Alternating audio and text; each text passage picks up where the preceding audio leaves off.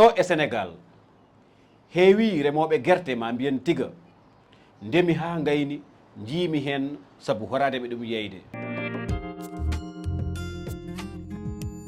bandiraɓe rewindiɓe RFI fulfulde mi salmini on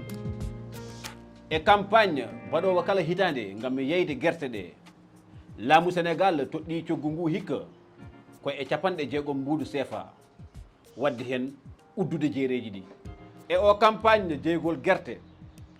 gollorgal moƴƴinogal nebam gandiragal Sonacos soodi ko tonnes uji 62 ujunere e nder tonnes uji 450 ujunere ɗe remoɓe ɓe jogui. ɗum waɗi ɓe remoɓe guerte mbatti suuɗade gam yeyoyde ɓe jeehi haaɓe mbatti innirde ɗum yamba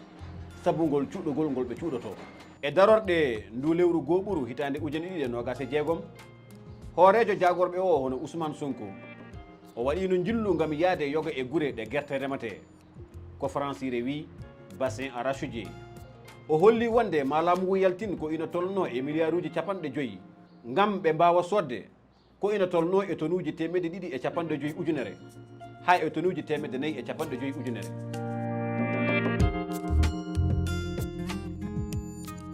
beele ma ɗum laato beele remoɓe ɓe ina mbawi ɗum fadde beele gam ɗum ñawde ma jeere nde yajne to neɗɗo yiiɗi foof yeeyoya ko ɗum namdal.